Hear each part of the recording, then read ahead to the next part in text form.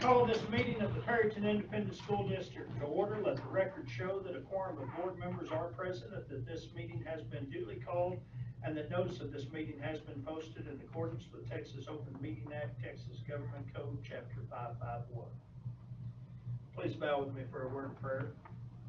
Dear Heavenly Father, just thank you for letting us be gathered here tonight, and just thank you for my time on Perryton ISD Board of Trustees.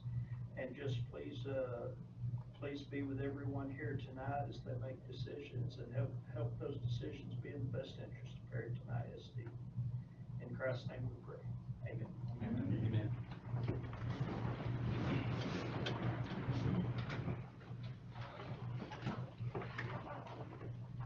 Right. Do we have anyone for open forum?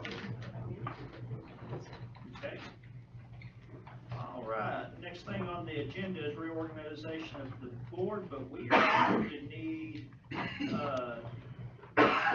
newly elected board members so they can take part, or he can take part in the reorganization of the board.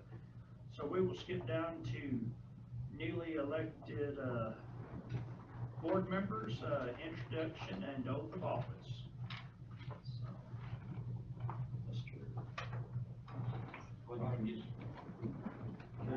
Who has the oath of office? You don't have it with you.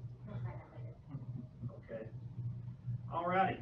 Well, our newest member of the board is Mr. Chris Lingo. Chris, congratulations. It's been an honor for me, and I hope you really enjoy it. It's really a privilege to serve on this board, and I know that it will be a positive experience for you, and I hope it's positive for you as it was for me. Yes, there are hard times. We all know that sometimes are funner than others, but all in all, it has been a great experience, and one I would highly recommend someone who's willing to be committed and coming in and vote their heart. So welcome to the board. Thank you. All right. Moving on, I'm going to do reorganization of the board, and everybody understand that I will be a non-voting member. I'm just going to run the process, and then as soon as y'all elect new president and officers, I will get up, and y'all can switch chairs, and I'll get out of the way up here.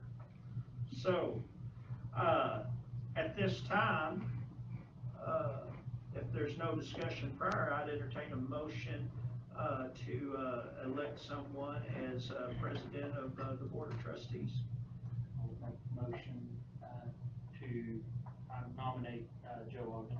Okay. I'd like to make a nomination for Wes Beal for president. Okay. Got a nomination for Joe Ogden and a nomination for Wes Bill. Are there any other nominations?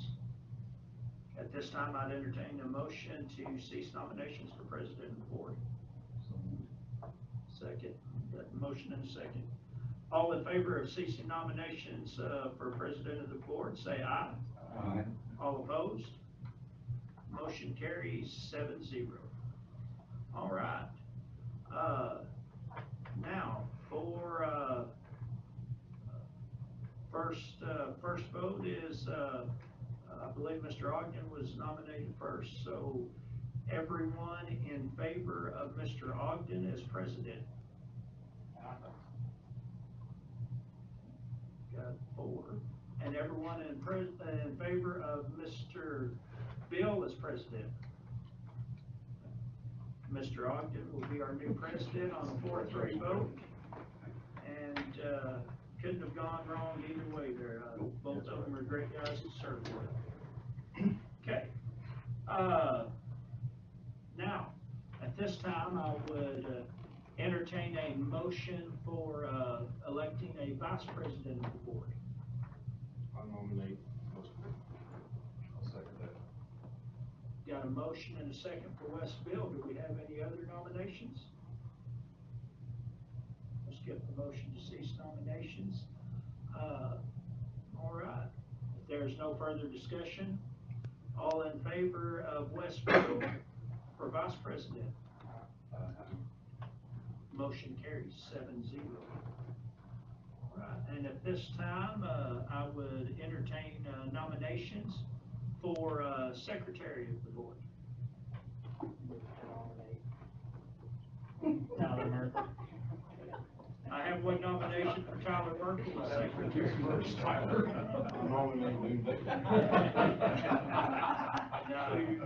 I have another nomination for Newt Bela. Move nomination cease.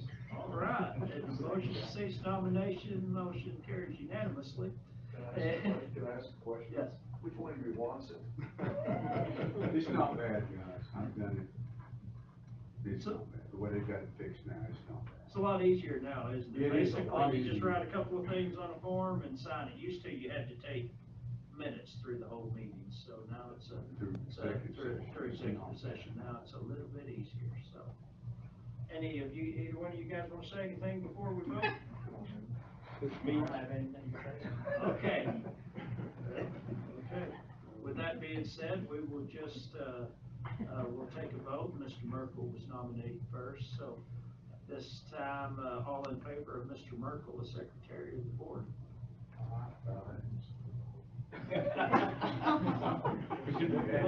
You had your So, and all in favor of Mr. Bela? The motion carries 6-1 that Mr. Merkel is our new secretary. Okay. Well, I promised you all I would get out of the way, so I'll get up and let everybody take their chairs.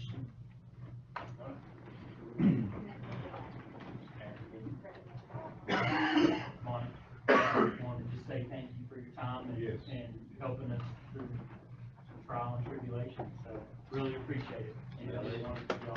Thank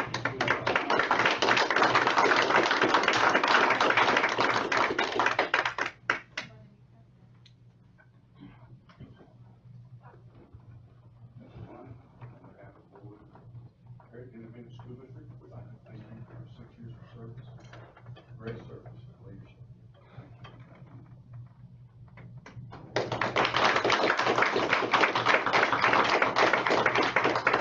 Guys, thank y'all. And it truly was an honor, and good luck to everybody. All right. And we have you a cake instead of a steak. Got a cake instead of a steak, all right. Well, that's a good looking cake. That's a real good looking cake. And your name's like, you take the name. Okay. Well, thank you. You're not sticking around. No, but I promise I'm gonna be back for every open. Just to be at the ordinary. Thank you, guys. Good luck, everybody.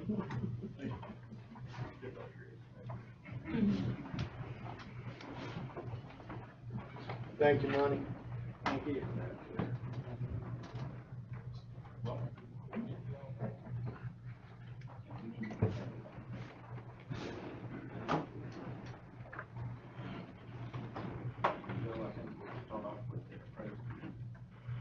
Okay, yeah, as part of our reorganization, we have 2 committees we need to fill. First committee is the Place District Committee. Presently, Richard, Monty was on the committee. No, Tyler, it's Richard, Tyler, and me are on the committee. Who all would like to serve? I would choose to stay on. You too? I would like to stay on that committee. I don't mean to be a hog about it, but I really enjoy it. Move to leave the committee, sign the same for resolution. Moved and seconded to appoint Richard B.A., Tyler Merkel, and Joe Ogden to the Appraisal District Committee. Okay, we'll now move to the Rate Committee. Presently, Monty, me, and Richard are on that committee. Been there for a short period of time, but. Yeah. I'm open, I would like to drop off if someone, even though I'll have a little more time after June, but, I would like to drop off that committee. Pardon? They meet at noon, usually at the Senior Citizen Center, about once a quarter. During normal times, now, during COVID, about once a quarter they meet.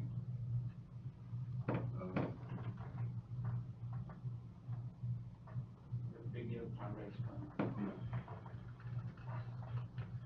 You want to stay on? Well, I've never been to a meeting, so I don't know. Yeah, but yeah, if there's, I can do it on. Technology, if it's interested. That's fine, I don't mind doing it. It's good, it's a good thing, guys, it's a good thing. Okay, need one more.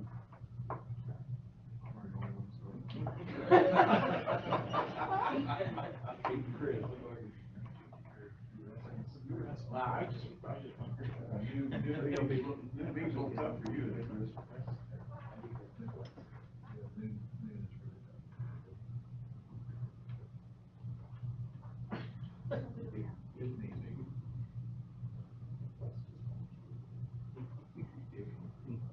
Once a quarter, a week.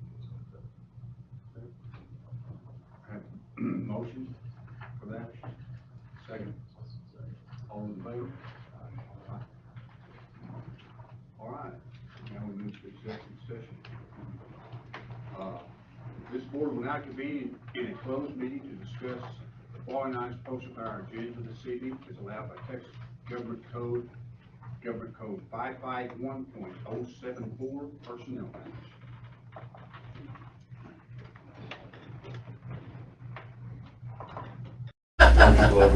Okay, we'll now reconvene into open session.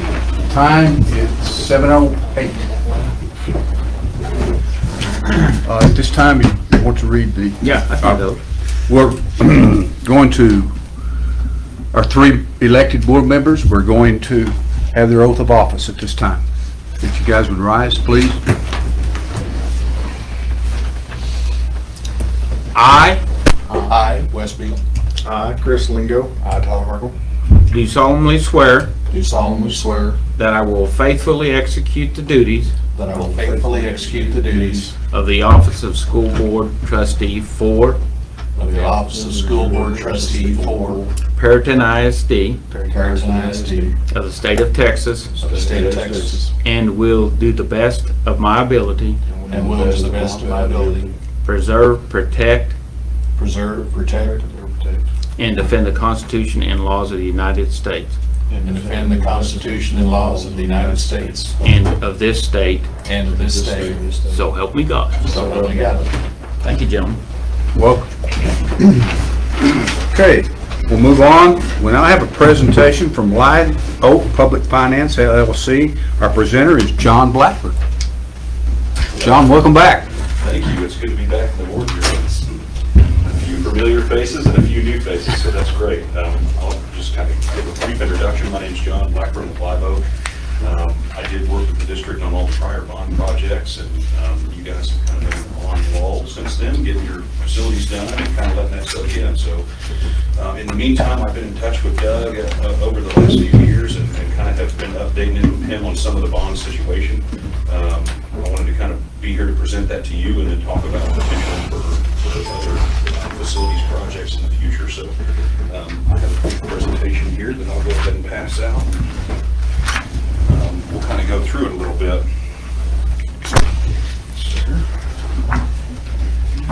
Thank you.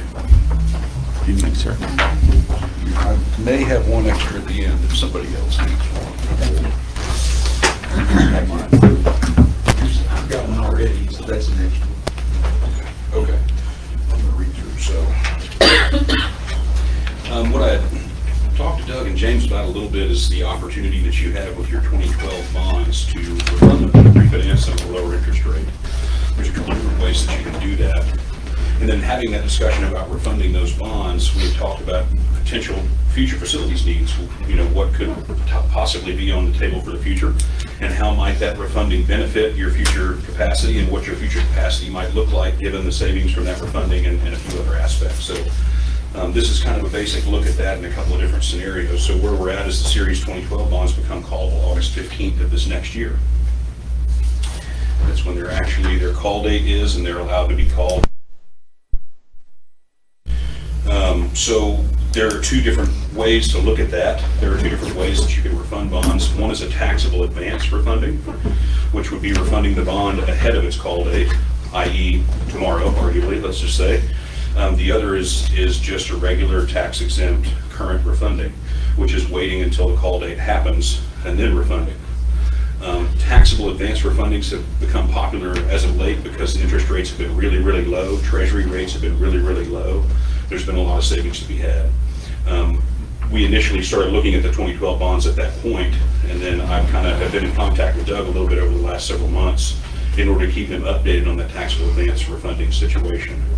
In y'all's instance, I don't think the taxable advance refunding ever got to a point where it was as beneficial as waiting to your call date. We'll kind of look at what that looks like. So on that first page, you can see there's scenario one is a taxable advance refunding.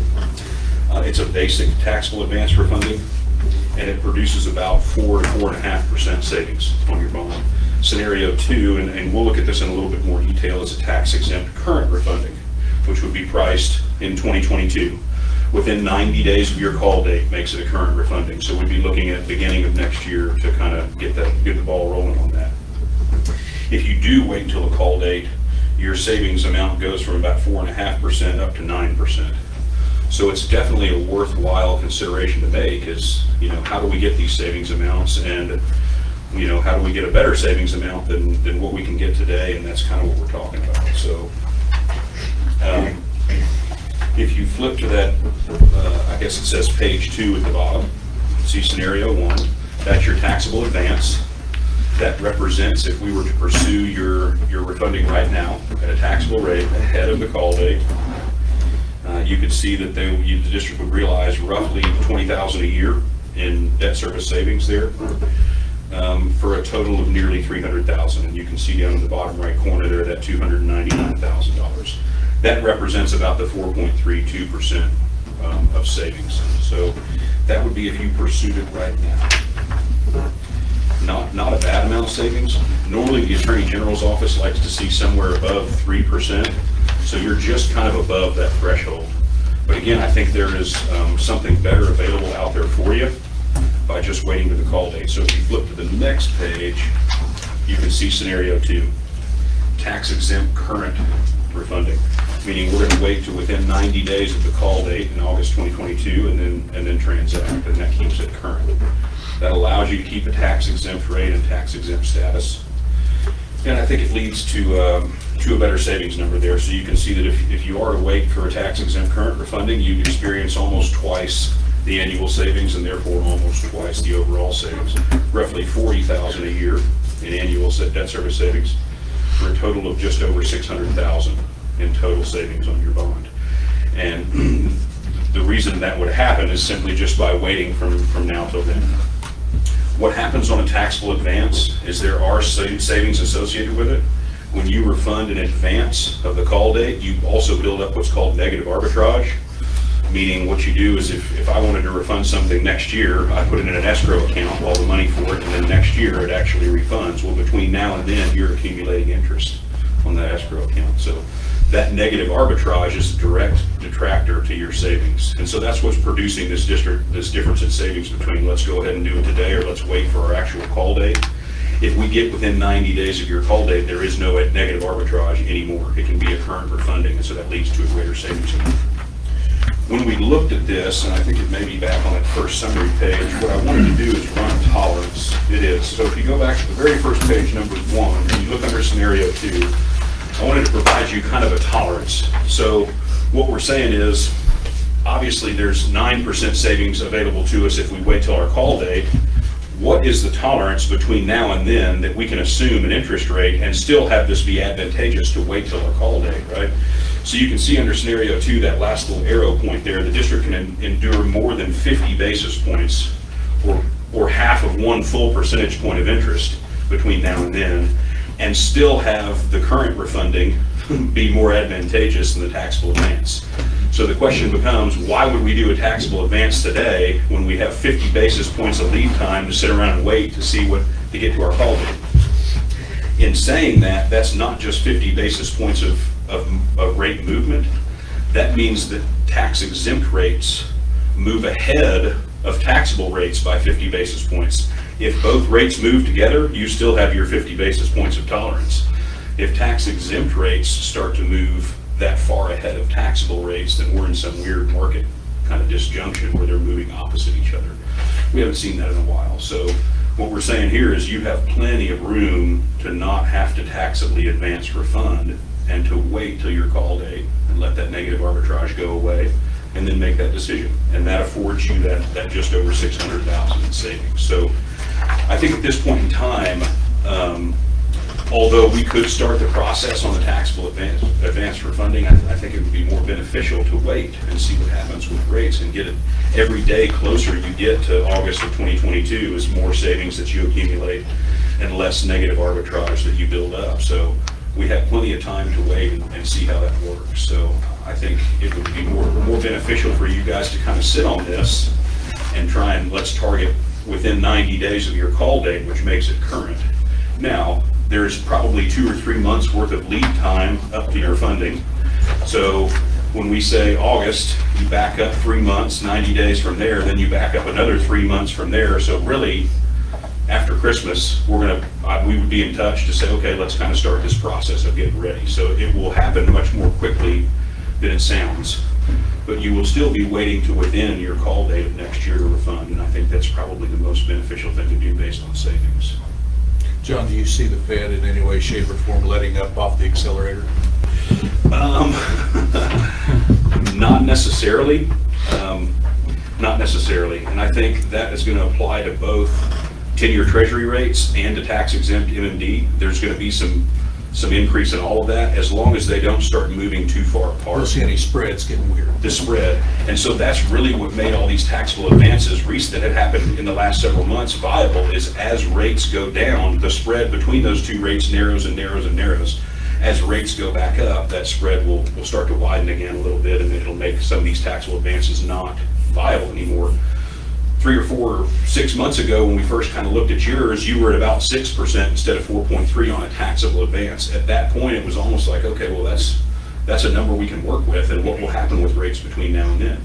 Since that time, we've seen 10-year treasury increase, the 10-year treasury yield increase, therefore taxable rates increase, and that's brought it from about 6.5% down to this 4.3%. So if that trend continues to grow, then the taxable advance makes less sense, and the current refunding makes more sense. And I think that's the direction we're moving. But we have 50 basis points worth of spread to sit around and watch before it actually, the scales tip on it.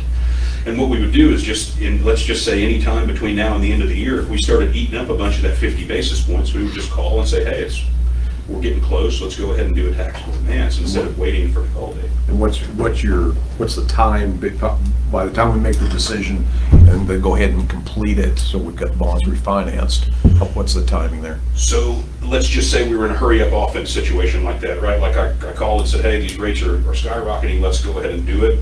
Within 30 days, we could get you to a point where we can lock an interest rate. Now, the process itself may take 45 to complete with Attorney General's office and approval and all that stuff, but to get you to a sale date, if we had to hurry up, we could move pretty quick on that. So you wouldn't be in a situation where you go more than a month from the day that you said, hey, this is getting kind of out of hand to let's lock in a rate. We'd have to prepare the document. You know, there's some legal stuff that would have to happen, and mainly doc prep, but we can get it done pretty quick if that point ever comes. I don't see the spread widening quite that much in that short amount of time, but I don't have a crystal ball either. But that's kind of the point of the conversation is, instead of just saying, okay, let's do it now for a lesser percentage, we have the ability to wait and watch what happens with rates. And still, you're not losing anything here. Nothing is going to happen until you make that decision. So I think it would probably be beneficial to get closer to your call date. Every day that we get closer and this doesn't change, that savings becomes more and more for you. So you've got the ability to lock it in at your other rate, and then if you're taking that risk where if you wait too long, you start losing ground on it.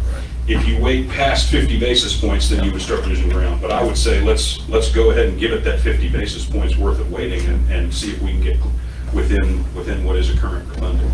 Right? So that's kind of the recommendation, is there is no real pressing need to pull the trigger right now. Now, when we talk about refundings, there are several different ways that you can refund, objectives as to how you're trying to refund. One of them is to produce annual savings. So what we say is, okay, we're going to keep the same term, we're going to go after as big of an annual savings number as we can, and therefore a big overall savings number. That's how we're going to refund. Usually, if you're looking at making some tax rate adjustments, you pursue that. So it produces an even amount of savings, roughly $40,000 a year. That could impact your tax rate. That money could go towards early reduction of principal, but you're shooting for a large annual number. Another way that we could refund is to shorten your term.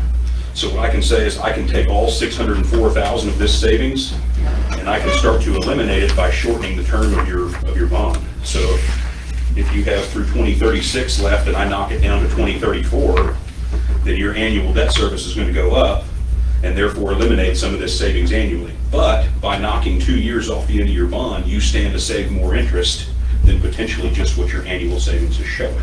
So there are a couple different objectives in refunding that we don't have to make a decision on until we get to that point. So just keep in mind that there are a couple different ways that we can refund based on what your objectives are as a board and kind of how you want to manage the savings, and therefore maybe make some tax rate adjustments or use those savings going forward.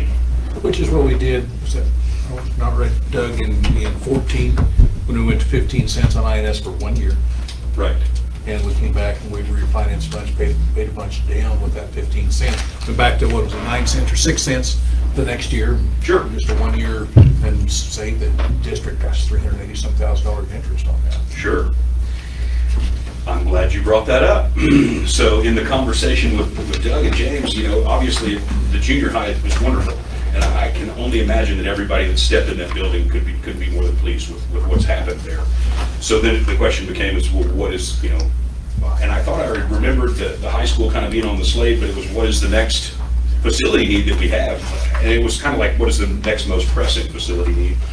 Kind of determined that there's stuff at the high school that needs to be done. So the conversation went from, okay, well, we just have a refunding opportunity and savings as to how do we then use that savings forward on the next step and whatever the facilities plan may be. So the way that I have it set up with just even annual savings is kind of based around how do we use it forward for the next project, not necessarily we don't have any more needs, let's just shorten the term and not have any savings, right? So I kind of have it set up a certain way that we can change at any point. So when I started looking at it, I said, okay, about 40,000 worth of savings is roughly a half penny to you guys. So if you were trying to reduce the tax rate, then that's not necessarily, I'm going to call it a nominal decrease to tax rate. It's not like we're talking about 5 cents here, it's about a half penny. So instead of decreasing the tax rate, it's like, well, how do we use this number going forward and what can it produce for us? Well, if you think about 40,000 a year as far as debt service goes, as it applies to school facility needs and bond size, 40,000 a year is not enough to complete probably a renovation sized project of your high school. But that did pose some interesting questions about tax rate compression and where your tax rate currently sits and where it came from to get here and how you might take advantage of that in order to pursue something at the high school. So if we flip to the next page, you can see just a brief study of what your tax rate has done from 2011 through 2020. And that's showing both the M&O rate, the INS rate, and the total tax rate. So what we know is you guys can choose every year what to do with your INS rate. Whether it goes up, whether it goes down, it's done by board appropriation every year. What you haven't been able to choose recently is state mandated tax compression on your M&O rate, right? Those guys have been narrowing you down on the M&O side for the past, seems like 10 years, it's been 4. And then there was a big compression in 05, 06. Everybody remembers when you got compressed from $1.50 down to $1.04, which was detrimental to a lot of school districts and caused a lot of problems. Well, they've picked that back up. They've compressed you quite a bit.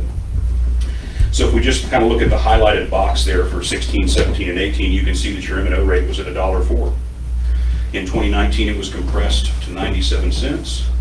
This year it was compressed again to 96 cents, which leaves just over 6 pennies, just under 7 pennies of compressed tax rate. And I'm going to say artificial, maybe a strong word, artificially taken away from you. It was not by your decision that you lost those tax pennies. When you lost those tax pennies, that was out of your budget side, right?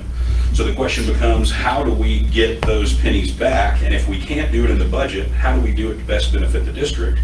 What you can do is add them to your INS side. So in essence, in 16, 17, and 18, your tax rate was in that $1.12.5 to $1.13, right? As Wes, as you mentioned, up to that 15 cents in 2014, but in 16 through 18, you were right in that $1.12 range. One way to substantially benefit you in the future would be to say, okay, what if we just looked at taking our tax rate back to the $1.12, i.e. returning those compression pennies that were taken off of our M&O side to the INS side?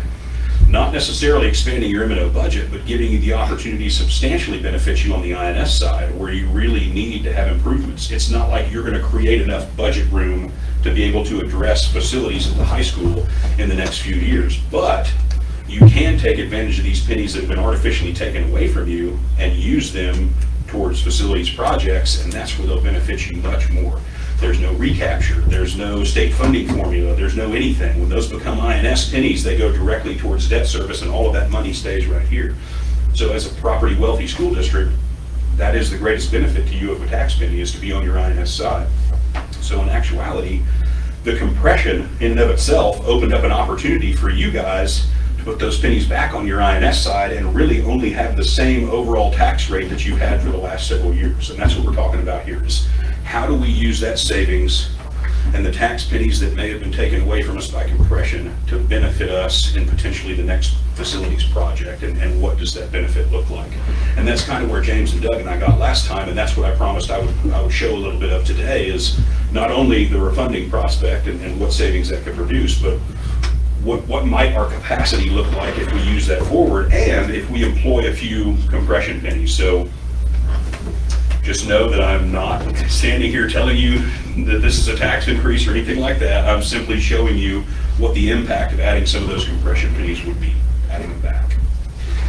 The next couple of pages, I know my chart is a little bit small because it's got text there, and you're not meant to fully grasp this chart. I'm using it for illustrative purposes to show two different options, right? So what we said was, okay, if we added those pennies back, we added your compression pennies back, 6.9 cents, I think is what it is.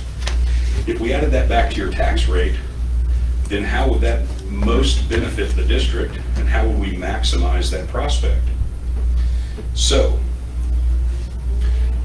what you can see is, in that column that says INS at existing rate, that is based around a 15.9 cent INS rate instead of a 9 cent INS rate. In essence, adding those 6.9 pennies back, right? And that produces about 1.5 million available for debt service. Okay. Next to that, you can see what your existing debt service payment is. So in this first scenario, we said, okay, we've got the refunding plugged in there. You can see the Series 2022 refunding.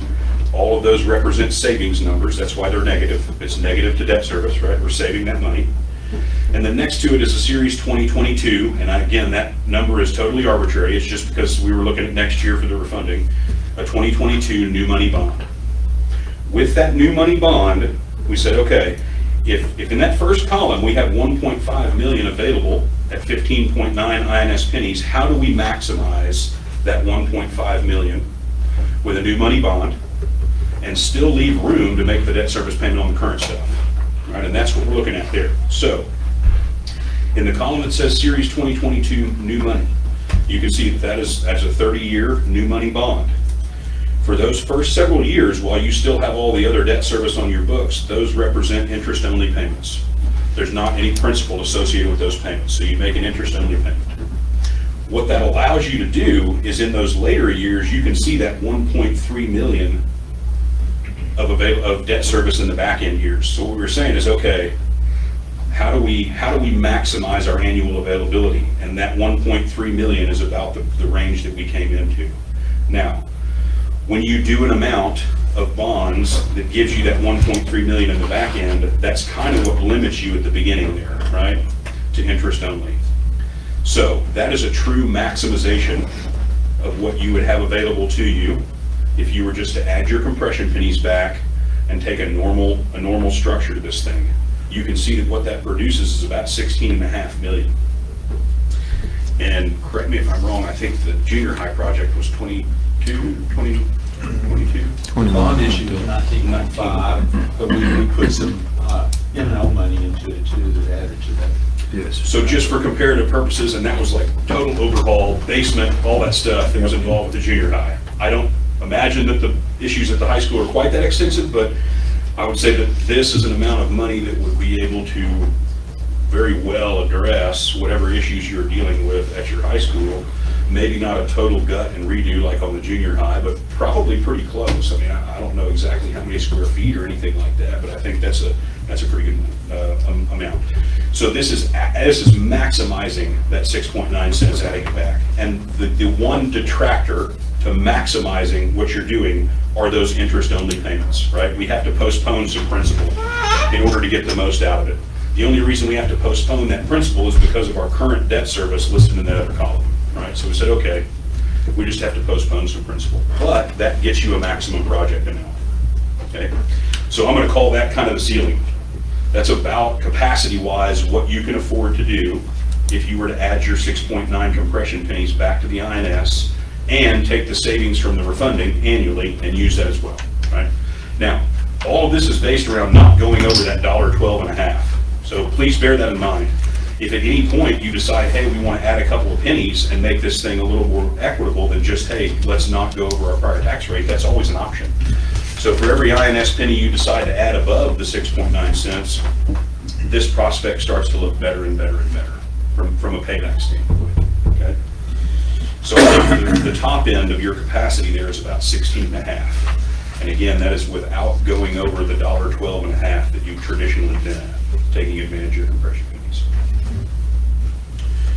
So if we go to the next page, scenario 2, as far as your capacity, I'm definitely not going to call this a floor, but I'm going to call this the option that does not have interest-only payments. So when I started looking at what your top-end capacity was, I said, okay, well, interest-only payments are never incredibly popular unless you have a need that's willing to take that on. So you'll see the exact same setup there, the 15.9 cents, right?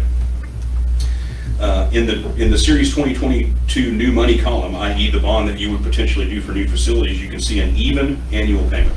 So what I said was, okay, how much can we produce if we put principal and interest in every year?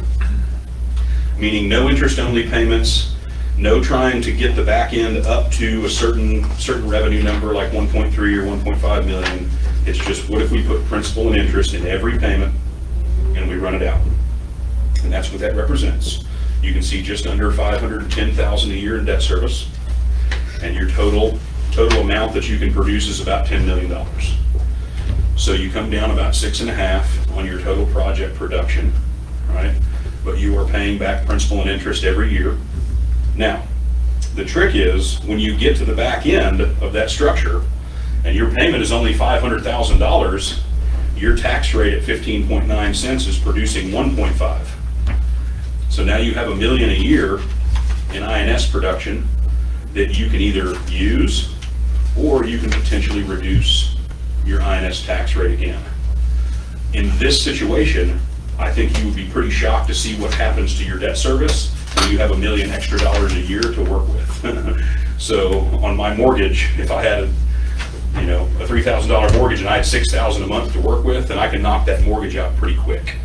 So what you would do is you basically have about a $10 million worth of bond that you could do at this current payment, and when you got to a point where your old debt paid off, we would actively start using that excess money to pay this bond down more quickly, or you get to a point where you could reduce your tax rate back down and say, look, we don't need all 15.9 cents of our INS tax rate anymore. So it's a beneficial situation as well.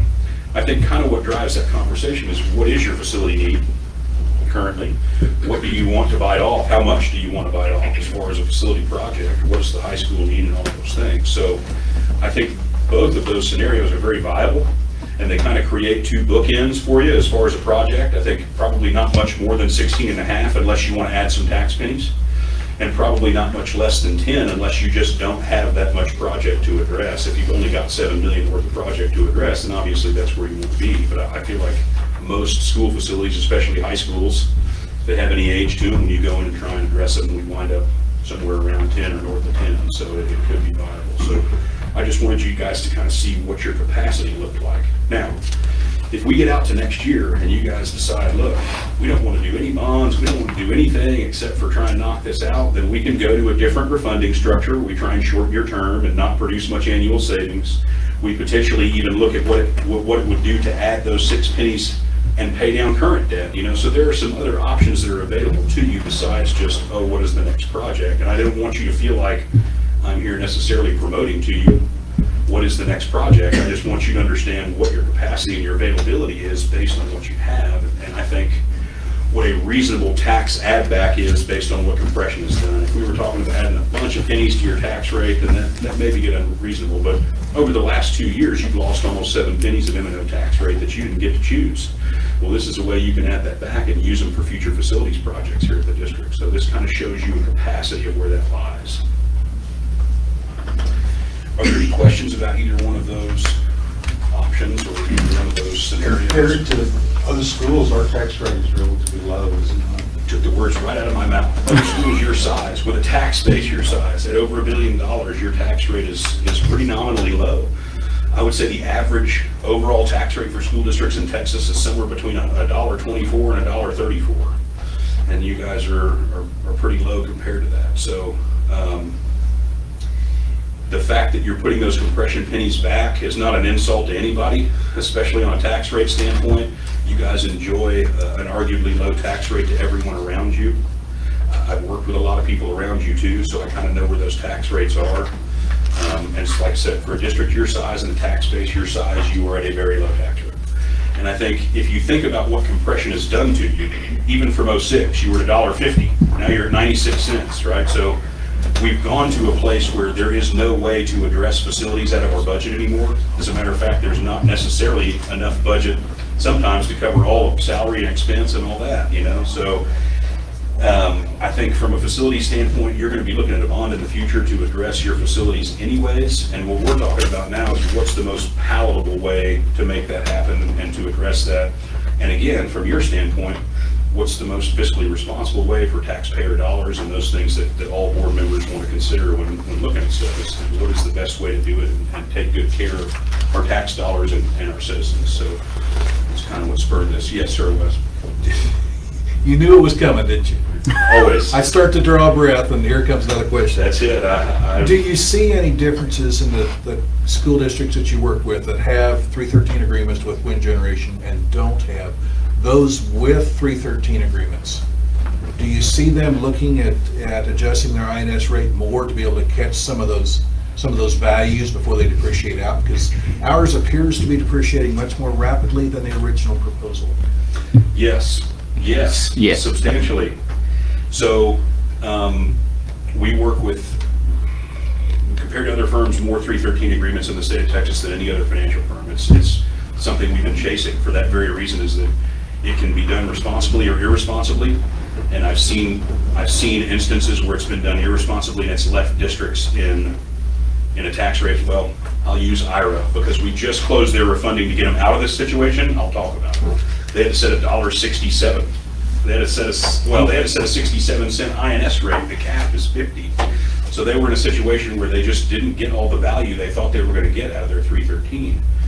Controversially, or consequently, now we are using that increased tax rate and we've refunded. So now they're still setting a 49-cent tax rate, but they probably only need about 35 cents to make their payment, and they're using that delta to pay down their bond more quickly.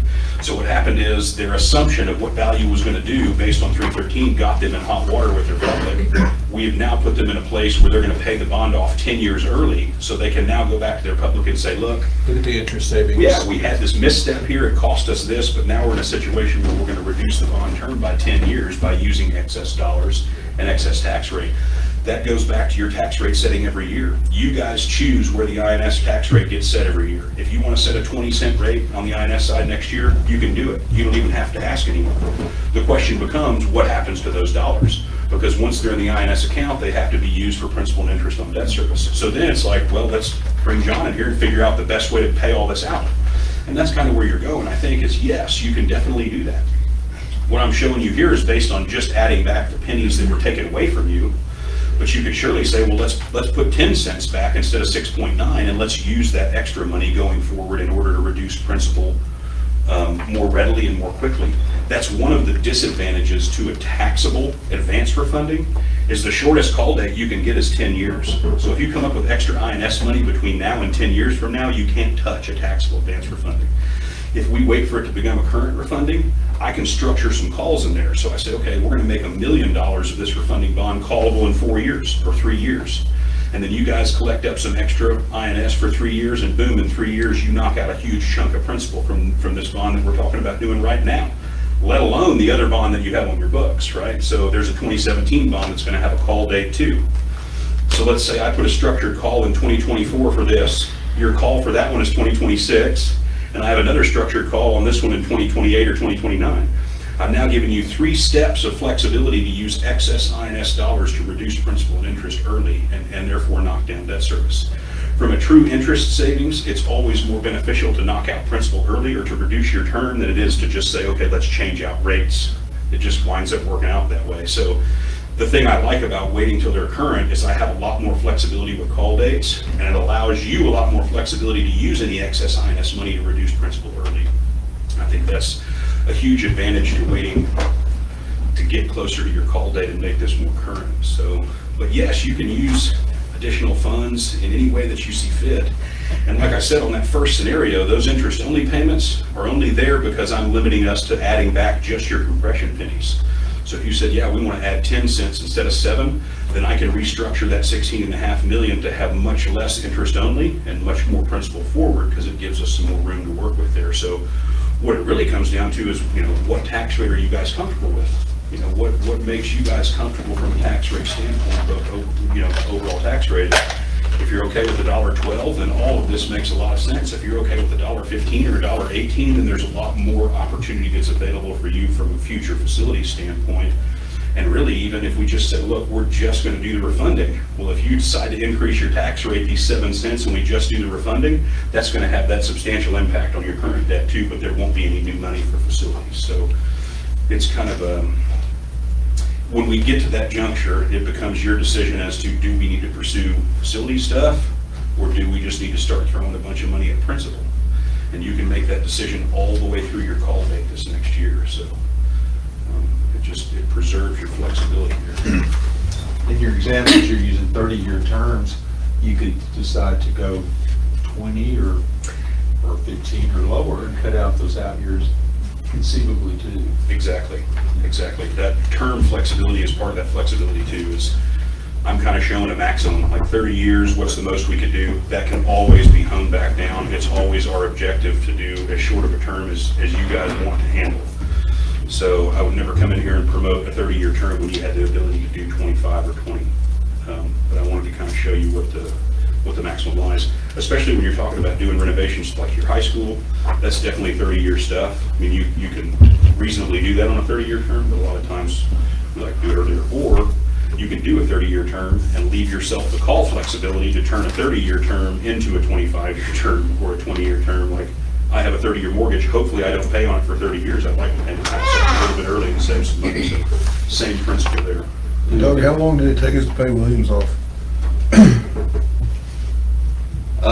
We paid it off early, remember, back, you know, it started in like 2000, before I started in 2000, and we ended up cutting some years off of that, because at the very time it was able to be paid off, we cut about 3 years off of it, something like that. Less than 20 probably. Yeah.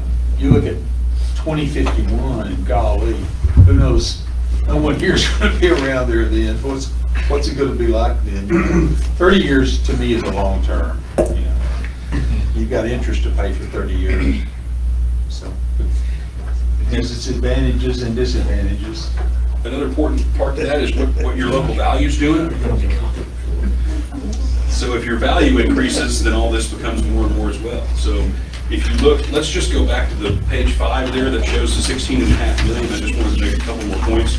We're assuming $1 billion in value. You're already over that.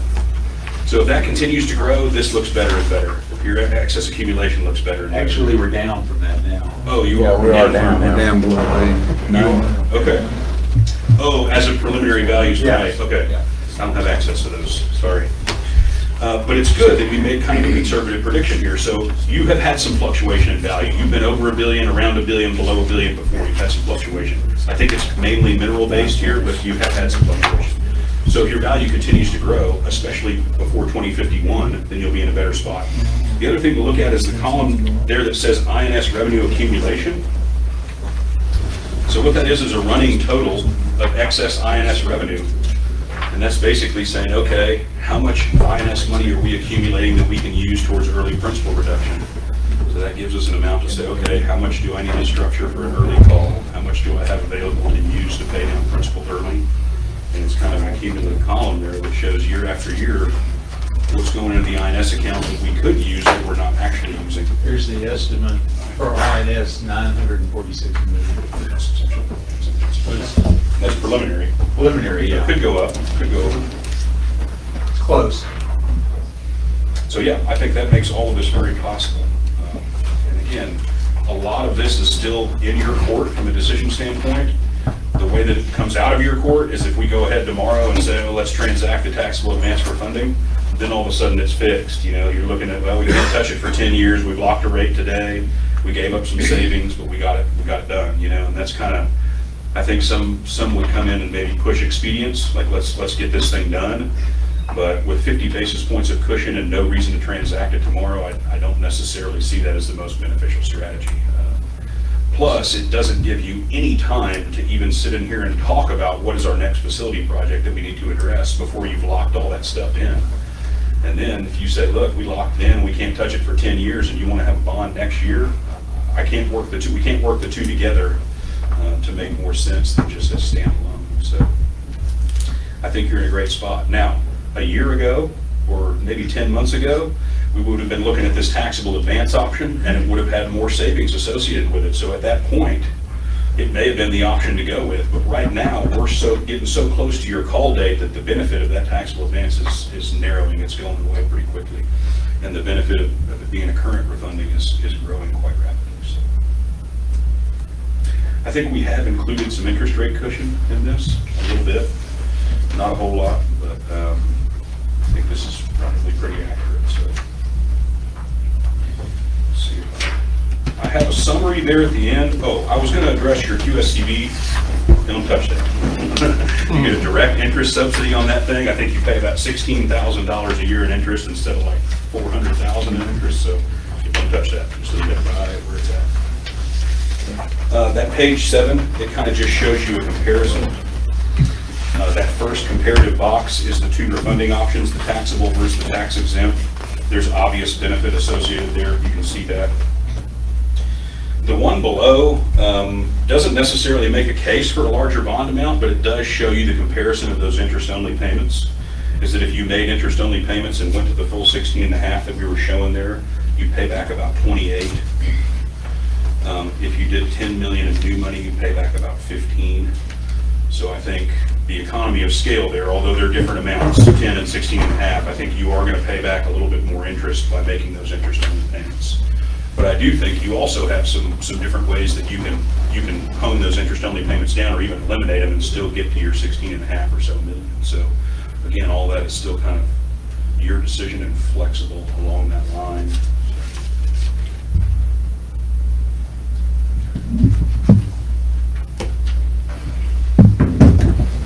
Are there any questions about the refunding opportunity or any of the new money stuff or any of the future stuff that has been discussed or been brought up, or do you have any questions for me? John, we thank you for coming. You had talked to Doug and I. Okay, and you've given us a lot of information, a lot of food for thought right now. Sure. For us to eat. When would we bring you back, possibly, if we were going to do? You can bring me back whenever you'd like. So the last time I did work for the district, I was with a different firm. So in order to have me working for you again, you would have to go ahead and hire me back. I think I've already sent some documentation for review to James and Doug to just kind of take a look at. So if you wanted to do that on an agenda, an upcoming agenda, and kind of officially bring me on board, then that would be helpful. I do a lot of upfront work for districts without being hired. But in this instance, it seems to make more sense to go ahead and bring me on if that's what you want to do. In saying that, I'd be happy to come up for anything that you guys have in the future. If you wanted to have kind of a cumulative facilities conversation and say, oh, well, this is what we think we need and price tags like that, once you bring me on board, I'm your agent. I mean, I represent you to the wolves. So I'm happy to come and sit with you guys for any discussion and give you my best thoughts and opinions and bring some estimates based on stuff. If you don't want me as a part of the facilities process or planning process, that's fine. I would think that you guys might want to get through that part and maybe determine what it might be that you would look at next year and say, yes, we want to consider that, or no, we just want to focus on the refunding, and then I could come back to it. I think those are the decisions we need. Sure, and I don't want to have any undue impact on what you guys want to do as a board. So I think maybe some facility stuff, and then say, okay, is that something we want to address, or maybe how much of it do we want to address, or do we just want to look at the refunding? And then I'd be happy to come back. Again, there's no ticking clock on this thing, since we're going to wait for your call date. The only thing driving that is increase in interest rates, which we'll keep an eye on. And you have some very capable, finance-minded people on your board that I'm sure will keep an eye on that as well. So if those rates start to increase substantially, then I may be back at a board meeting quicker than we thought. But I mean, I'm happy to come back and kind of hear the results of what you guys want to pursue at any time between now and the end of the year, or multiple times, whenever you want to bring me back out. But at the minimum, we'd go with scenario 2 and just refi. We would be trying to act next spring sometime then, right? Yes, and I think around April, March or April, something like that. that would be the sale date. Yep, within that 90-day window of your 90 days before August 15th. Correct. We can, and that's when we would target to deliver funds and have it transact. That's what I was. And that would probably lend to like a January or February initial call to say, hey guys, let's start the paperwork, start making the documents, start getting everything ready. We do something like that, so. And that's a no-brainer, really, to save that 90%. Yeah. There's no reason not to do that. No reason not to do that. It's just going to save us money. And let's just forget all the future bond stuff. I can build call flexibility into that, just the refunding alone. So I can put call steps in your refunding where it's like in 2 years, we're gonna have $1 million that becomes callable. So if you wanted to adjust your tax rate, that 7 cents, and not do future projects, that 7 cents can go towards early reduction of this bond, right? So I can build that flexibility either into your refunding or your new money, or both. Yeah. That way any available dollars in the future can go towards either one as you see fit where it needs to go best. So I would think that what you did in 2012 probably carries a higher interest rate than what we would do here. So you probably throw at that one first, and then when that would go on, you switch over to the new one. Sounds good. All right, thank you. We Guys, appreciate it. thank you very much. John, thank you very much. Good to see you guys Good again. to see you. Congratulations. Oh, thank you. I think. Okay. Thank you. All right. All right, we'll move on. We're now ready for the superintendent's report, student and staff Recognition? Recognition. I can talk tonight. Yeah, Dr. Rock's probably gonna read these off. I think Maribel went to get the students, and I will pass them. Okay.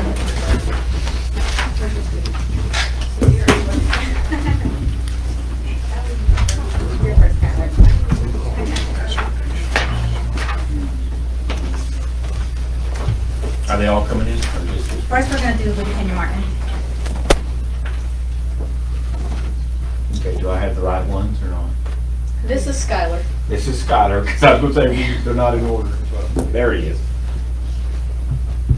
So Skylar Barkley Yes. is receiving a certificate for exceptional performance on STAR, the STAR test, the U.S. history test. So we just got results back. There were 68 total questions. Skylar, do you wanna tell them how many you got right? I only missed 5. You did great. Great job. Good job. Appreciate that. You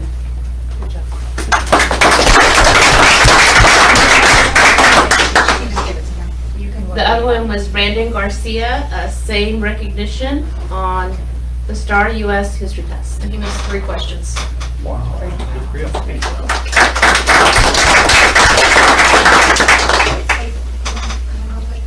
Next we have, go ahead, Stacey. If you want Stacey to. You can say something about them. Well, we only have part of our team here, but these are our region and state FCCLA competition group. We took a total of 21 students that competed at region, and they all advanced to state, but I think only 6 showed up tonight because they were working in church and something else. I can tell you, I can do that, okay. He's not here. Okay, she's not here. Sorry, she's not here either. Who's here? Sorry. She's not here. Sorry, I'm so sorry, she's not here either. She's not here either. No. That one is. This is Abby Vargas, and Abby competed with Abby competed with Kayla, and their project was a spotlight on projects about domestic violence, sex trafficking, and dating violence. And they won People's Choice and Evaluators Choice at Region, People's Choice and Evaluators Choice at State, and they were asked to present at National FCCLA this year.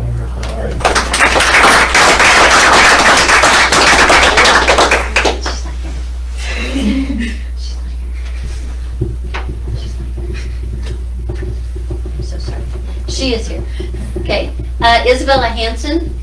She competed with Alexis Rodriguez in Chapter Service Project Portfolio over all of the work that we do with JIRA. They won first place at region and third place at state. Yes. And so they did really, really good.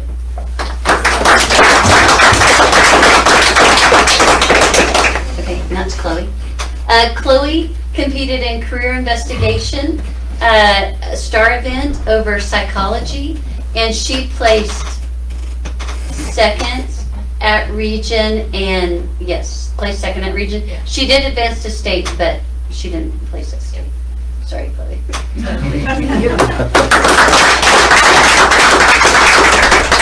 JD Rodriguez is here. JD participated in level 2, which is for freshmen and sophomores, repurpose, redesign, and they have to like create a project out of all repurposed material. And so she created an art piece that's beautiful. But anyway, she got 5th at region, right? Or wait, I think it was 2nd at region, I apologize. Yeah, but she did great, and she advanced to state and competed at state as well. She was one of the ones that we had to do pre-recorded. So, but she did great, and it was a great project, and very beautiful.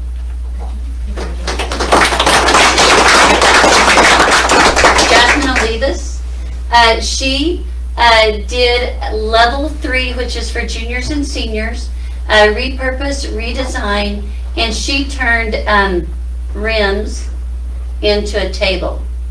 And it was really cool. So she used her welding class, auto tech class, and then FCCLA to present this project. She did great. She got 5th at region and advanced to state, and she got to compete live via Zoom, so it was interesting. Yeah, it was really cool. Jasmine, okay, and I think that, yes, that's it. And then Natalia is here as a part of our new officer team, and she's just coming to hang out. We've already elected officers and got everything ready to go. So what's her position? She is our treasurer. Gets to take care of fundraising. Yeah. Yeah. So thank you guys so much. We appreciate all your support. Thank you. Thank you.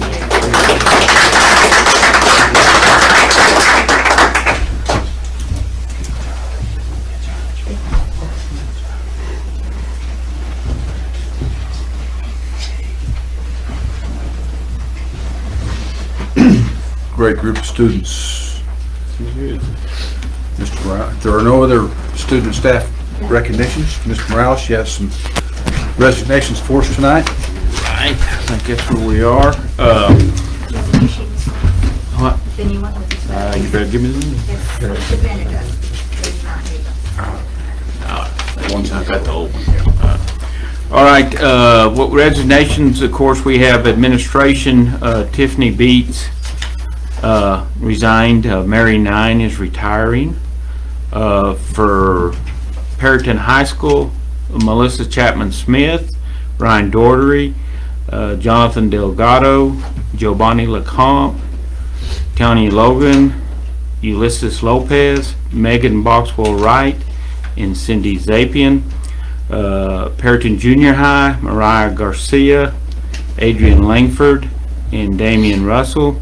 Williams, Tia Ann Cole, Wright, Sheila Barnes, Kim Cowan, Sharon Cummings, Amanda Manross, Christy Oldham, and Shannon Suter, and Kinder Angela Bertelson, and Amy Valdez. Okay. All right. We'll now move on to campus reports. Mr. Spruill, do you have anything to add to your report? Well, you can see we've had a great year at high school. A lot of success has been recognized in this room. Thought it's been a great first year. Appreciate y'all's support. Still proud we didn't miss, till this day, haven't missed a day for COVID, which is pretty phenomenal considering our early outbreaks. We had 100 students at one time quarantined and stayed in school. That was a feat by our teachers, and I appreciate the decision the board made at the time to bring the kids back from virtual. That made a huge difference for our kids' mental health, number one, but our teachers' mental health as well. So thank you all for your support. Ms. Wilson? I don't have anything to add. Okay. Graduation Saturday? Yes, sir. 2 p.m. Okay. And then yours is at 10 or 11? 11. 11. Go for the rings there. Okay, anybody here want to add to the junior high? It's all here. Mr. Cates? It's all good at Williams. There is no education taking place this week. But we're having lots of fun. If you want to go swimming, bowling, we're there. But very proud of our group, and they just did a great job all during testing. It's all good. And we hope for good results. Very good results. Thank you. Thank you. Mr. Felix? Nothing bad. Not bad. Okay, now move on to our director's reports. Mr. Kemp? You here? All good, lady. Okay. Ms. Walker? Doing Nothing good. to add. We're encouraging everybody Okay. to come in during the month of June for summer school. Okay. Technology report? Okay. Not here. Not here. Ranger Roundup Learning Center? Nothing to add. Okay. Communication and safety report? Nothing to add. Okay. Good. What, okay. Athletic report? Coach Apter? Hiring, taking up pretty much almost all of every day, it seems like, so. I'm looking for head coaching positions, could use a couple of assistants. Okay. All right. Can you tell us a little bit about your weight program? What's going on? Yeah, we're 3 days a week, Tuesday, Wednesday, and Thursday mornings, we're going at 6:45. We've got about 65 to 70 kids in there on those mornings. Why in the morning? Because we're trying to develop a work ethic and a work tolerance in our kids, and it's a little bit harder to come in the morning to do it than it is just to do it after school. So there's been a large number of kids that have done that since pretty much November, and really proud of them and their efforts. You know, I could use his presentation as a lot of stuff, but I'll let that go, you can imagine. But we're cramped, extremely cramped in the weight room. I believe that everything that we're going to do is going to have to base out of that room, and then what we do outside of that room on the turf and agility wise and speed wise. But I mean, without getting real technical in it, I mean, our kids are growing leaps and bounds. We did our testing, and an example, guys that were just varsity, what I would say we're going to be varsity players next year. Last June 8th, their squat max average was 259 pounds. I don't know that I would have taken the job if I'd have known that. That's not, you can't even push a decent sized person out of the way. And now it's 465 pounds. So in less than a year's time, we've made over 200 pounds increase as an average. So does it work? Yes, it works. And the kids that show up and put in the work, and I mean, there's no magic pill. It just works. So translating that into skills. Okay, that's what, you know, when we release them back to their coaches of basketball, volleyball, baseball, whatever, okay, then they got to hone their skills, and that's more on them. And kids, they want to do that. You know, they'll do that on their own. They won't necessarily go in and hit a set of 4 or a set of 2 and a max rep on their old max on squat and get down and do all that. And some people will. I mean, we got some that I have to kick them out every day. We could probably make money charging them rent in there. But, you know, most kids will go do their skills on their own, or they want to come up and do that stuff. You know, they're always shooting in the gym. Hadn't seen a whole lot of guys working charge drill, taking a charge. That's an example. You know, that's a skill that has to be honed with a coach and under a structured deal where they're being pushed to do that because they won't do it on their own. Anyway, you don't have time to listen to that. I just wanted to hear we're getting stronger. Way stronger. Okay. That's all I need to Way hear. stronger. Vertical leaps going up. Speed is getting better, stronger. That's what we're after. Thank you. Solid work. Okay, we'll move on to curriculum instruction report. Dr. Rock? Yes, I would like to address the ESSA grant that I included in my report. It is the Emergency and Secondary School Emergency Relief Fund. We are expecting a total award of about $2.5 million. And these funds we are expected to expend these through 2023, September 2023. And one of the things that I wanted to address is that the intent and purpose of these funds is to address the impact the pandemic had on students, academically, socially, and emotionally.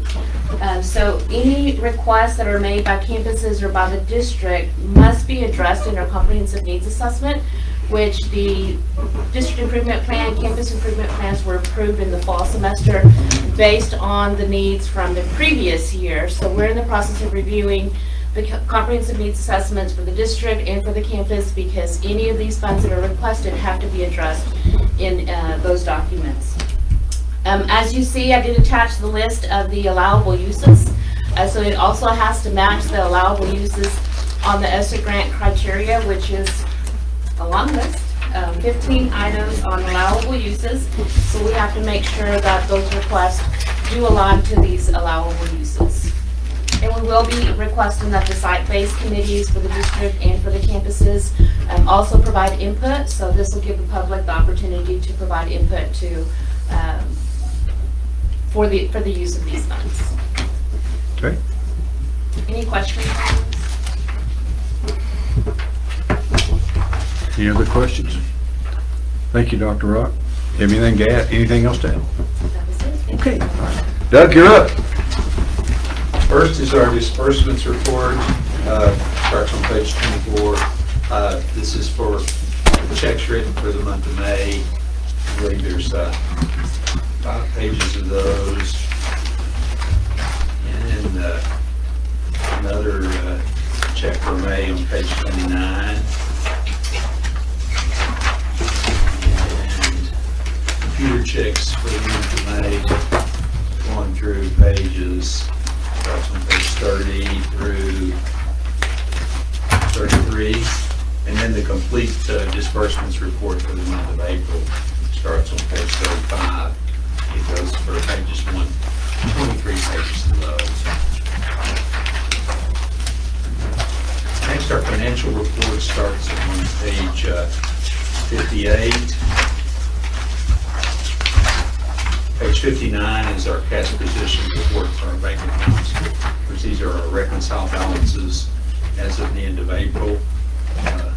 Total of those funds, $645,311. And our general operating funds on page 60, reconciled balance of $320, broker accounts, and our CDs of $9,515,000. And our schedule of those CDs is is facing page 61. See those there. Interest rates are still not too shiny. That's the story. Moving on, interest and sinking funds, page 62, or $1,131,998. Our CDs at that date, $1,131,998. Here on the facing page. Cafeteria funds, page 64, $47,103. Special education funds of $236,524 plus the CD of $150. Schedule attached to that. Activity funds of $335, $32 in cash and $335,992.60 in CDs. Schedule of those CDs is on page 68. Our capital projects funds, the CD is $121,482.14. Ranger Roundup daycare reconcile balance of $7,698. Next are financial statements, general operating funds, revenues $15,718,000, expenditures of $15,312,000. Including in that one going across on that spreadsheet there, the capital outlay total of $206,046, and the detail of our capital outlay there on page 73. You can see those. We have some, the latest one we paid for our new school bus that we've already received that, like we talked about last week. These other projects, and then we have some undesignated funds there, $232,000, primarily softball project, potentially to be used in the softball project for down the road. So, of course, anything in addition to what we have appropriated would require a budget amendment for that project. Our financial statement 74, our revenues of $15,718,000, our estimated budgeted revenues of $22,127,000, which is we received 71% of our estimated revenues. Our expenditures on the same page 77, our total budget is $22,247,000, and our expenditures of $15,312,000. We've expended 68.83%. I think we're in good shape with our functions. I don't think we're in any issues here we have that are looking bad. I think we'll end up in good shape with our functions so far. Food service funds, expenditures $806,000, and revenues of $645,000. Of course, we're sort of a month behind on recognizing the revenue there. Our claim for this next year's broke over 100,000, which is pretty good for the free meals that we're delivering. The revenues are higher, but the costs are higher too, and it's just sort of, yeah. But overall, we're in a lot better shape in our food service fund than we were last year. And the financial statements that are on page 79, same numbers. Debt service fund, revenues of $1,145,837, expenditures of $314,352. We did finally collect our subsidy payment from August of 2020 that the federal government put on hold because they couldn't process it because of COVID issues and stuff. We received that back in April finally. And it's good that we had the funds because we had to advance that payment to the bond people to cover that because the bond had to be paid. So then they refunded it from they got that. So we received the February one pretty much on time, but that August one going to back to last year was severely delayed, obviously, from August to April. It's quite a deal. And those numbers on the financial statements. Capital projects fund that made that transfer, and then of course had a little interest in that on our turf project. Ranger Roundup, our revenues of $196,000 and expenditures of $335,000. You see on our revenues there on page 87, that's from the financial statement, and then the detail of it there on page 88. Expenditures on page 89, and the detail of those expenditures on page 90 and 91.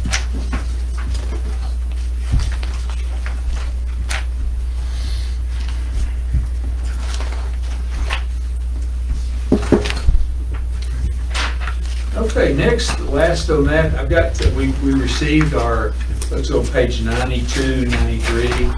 We received our preliminary property tax values from the appraisal district. There's two sheets there. On page 93 is our M&O values, and 94 is our INS values. And the difference between the two is the exemption for M&O for the wind project, wind farm deal. So our estimated value for M&O purposes is $843,613,657.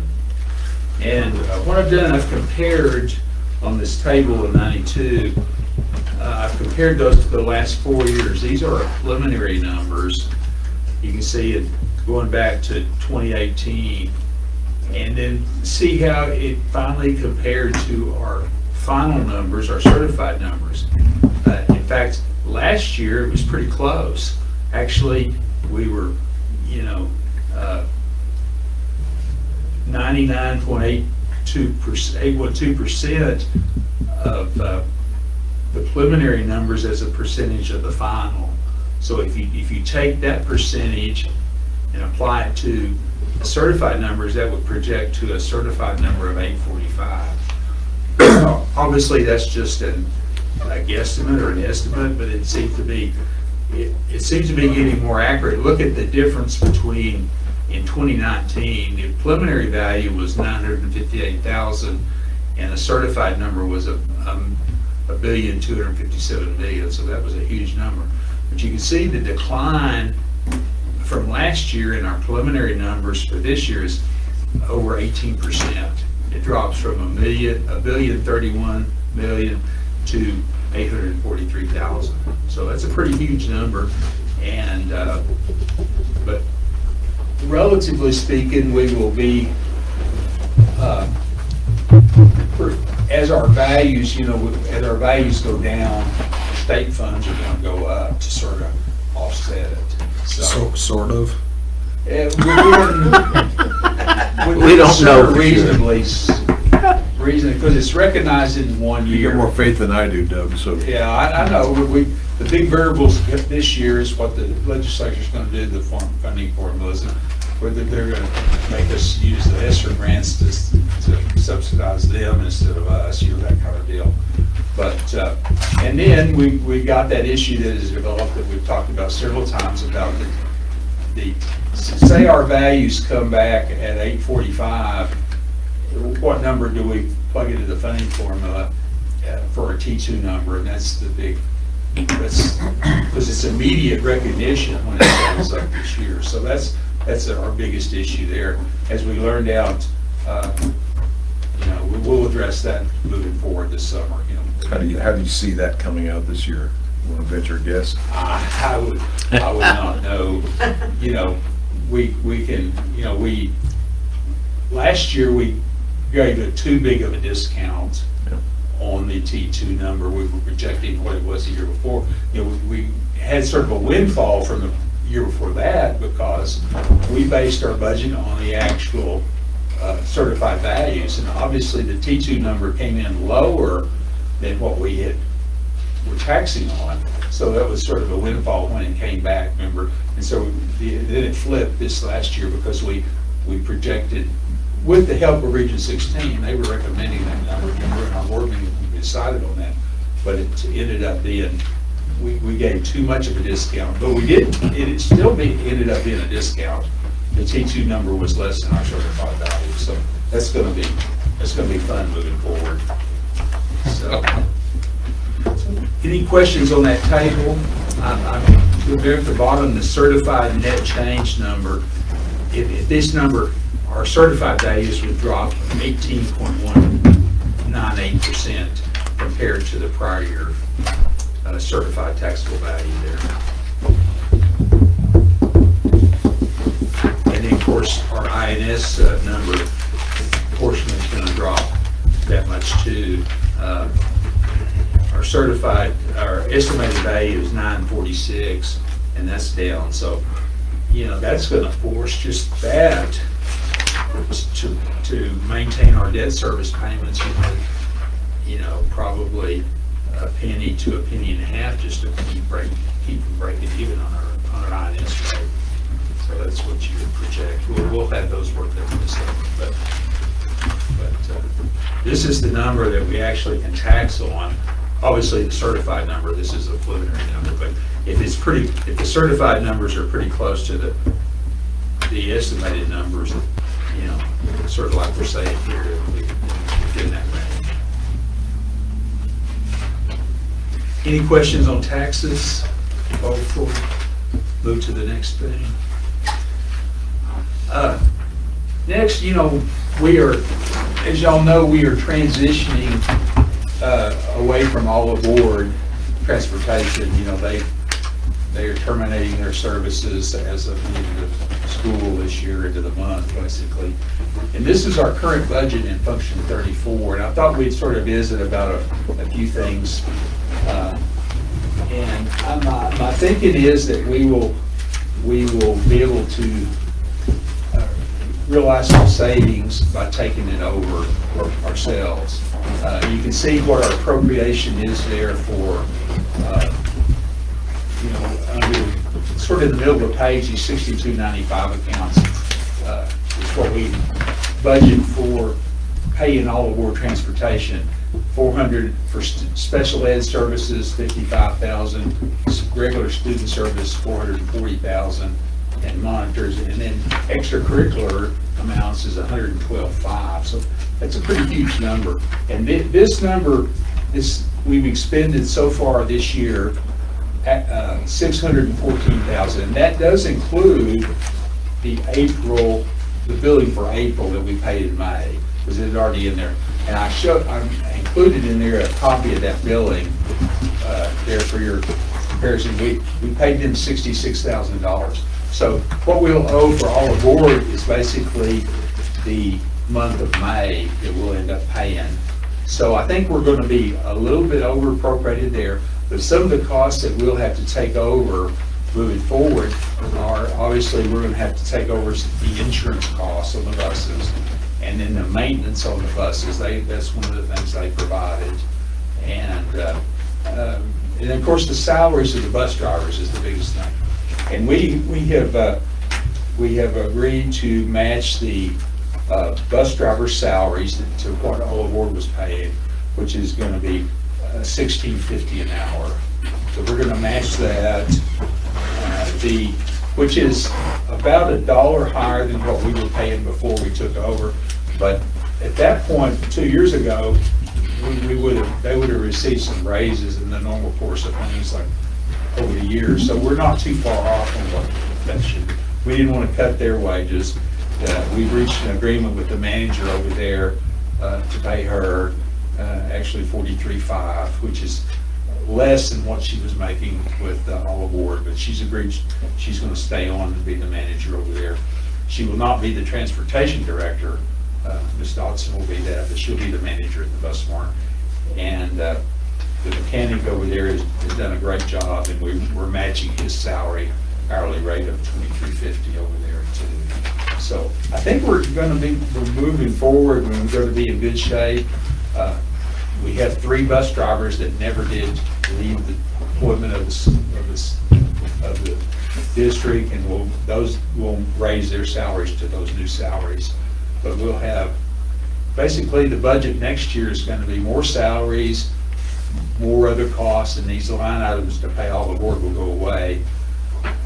It's hard to tell without getting really into it more deeper, but the I would think of probably 100,000 or so of savings at least is easily attainable. Us taking it back over. We'll see how, when we come up with our budget, we'll have that pretty well firmed up here this summer.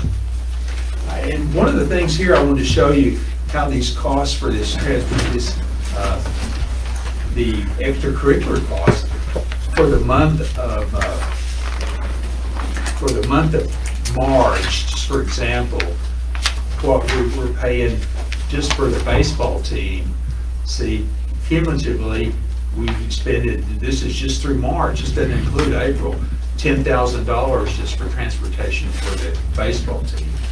And you can see what we've expended here in this athletics, I filtered athletics, $70,000. And see, we're pretty much going to use up that appropriation there on page 96. The transactions for April are not included in here because that reclassified amount has not been in there. So we have two components of that. We pass on the charge that Olive Board does. This is the top number. You can see for baseball, they're charged for the month of March, $6,272. And then we have a charge based on the tripling that we've done always is the fuel charge. And so because we still pay the fuel is a push. We pay the fuel now, and we'll continue to pay for the fuel. So that's $900. But if anything, that was the part that seemed to be, a little bit over the top or excessive. I think we'll have some savings there. And then I just gave you a copy of that, the billing for the month of April that has been paid and reflected in that financial page there already. So sort of a little insight into how that's working, sort of keep you all up to date. So. And I had a discussion today with Coach Hab on, because coaches were getting paid to drive also when they took their teams, and we're just going to give them a rate, a flat rate if they're within 100 so miles. They just get paid a flat rate to drive. Or if they go past that, they get paid a flat rate again, which was a lot less than what Olive Board was paying. Yeah, they were sort of getting double paid in a way. Yeah. The only exception would be is if, let's say I was a coach and I didn't have to go and I'm taking the band somewhere, then we're going to pay them a different rate because they really didn't have to be there then. So overall, it's not a bad thing that we're taking it over.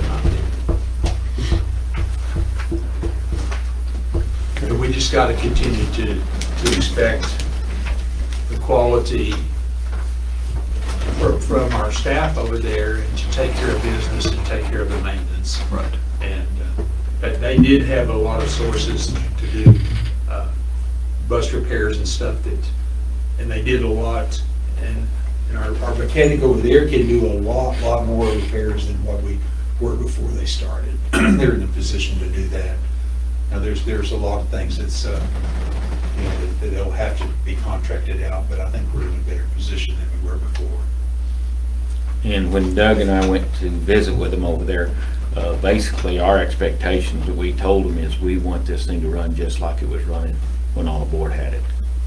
We want it to stay as efficient, effective, no problems, and so they were in agreement, and that's what they wanted. All the radios, cameras, and all that stuff that they installed stay. We had to pay, what was the rate, Doug? They offered to buy us to buy all that equipment for $7,500, and includes all the supplies, materials, and everything in the bus barn that will stay. And they spent, that includes their towers and their radios and equipment, and the whole ball of wax. Cameras in the back of the bus. The cameras on all the buses. So I thought you were going to say 75,000. No, 7,500. That's a great bargain. Yeah. So we told them that we would go with that, and they're just going to basically walk away. Anything there that they bought, will become ours, and all the equipment, what little equipment they bought there, we would keep that too. So it's been a smooth transition. Yeah. And we've got funds within Function 34 to handle that purchase, so it's in good shape. Okay, any other questions for Doug? I don't have an enrollment report in my packet. I don't know if you had one, and do y'all have one in y'all's? No, I didn't see one. I didn't see one. Okay. Okay. What was the latest, our last board meeting? Do you remember, Doug, what we were down?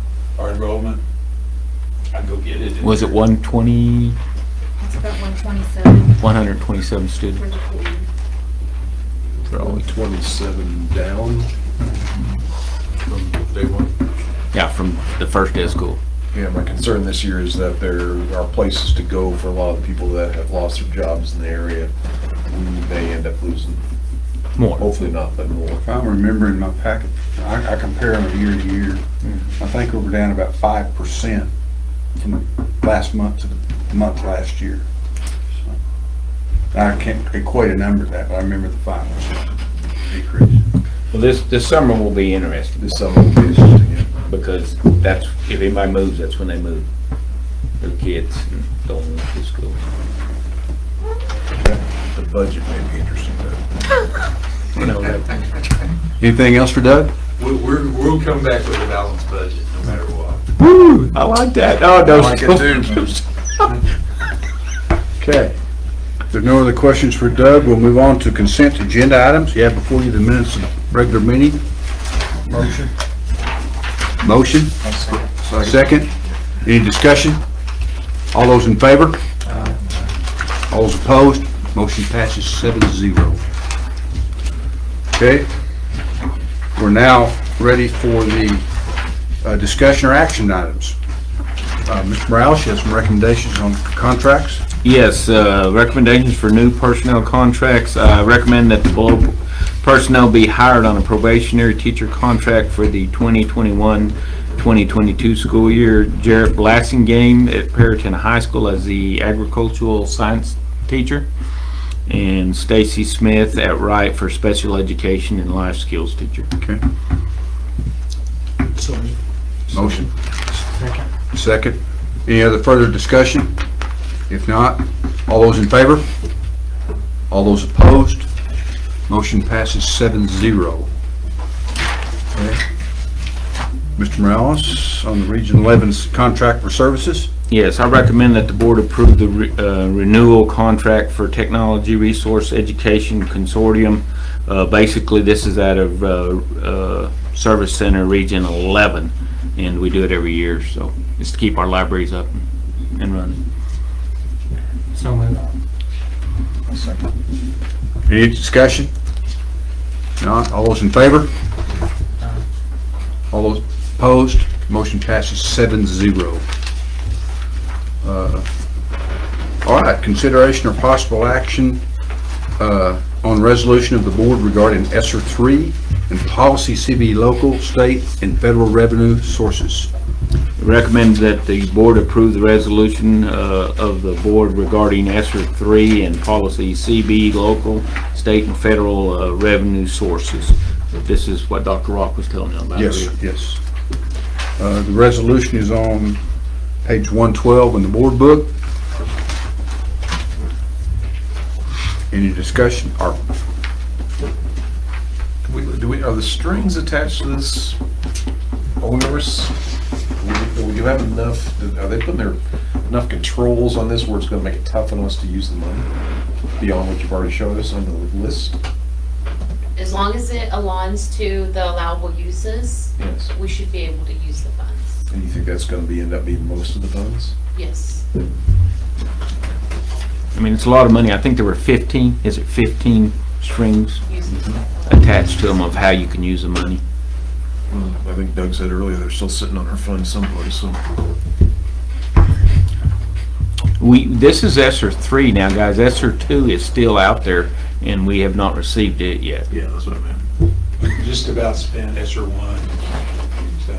Yeah, we're about. But ESSER 2, we haven't really got going on that. Of course, ESSER 3 goes for 3 years, doesn't it? Well, 2 years through September 2023. Yeah, 2 more years after this year. Right. Okay. Any further questions?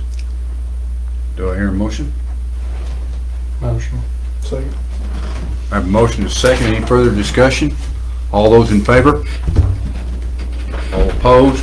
Motion passes 7-0. Okay, we now move to consideration and possible action on agreement with Hughesman Builders, Inc. to serve as the CMAR on the softball improvement project. Okay, my recommendation is the board approve the agreement for the construction manager at risk with Hughesman Builders, Inc. for the district's Rangerette softball complex improvement project in the form presented and authorized by the superintendent to finalize and execute the contract on behalf of the district. Okay.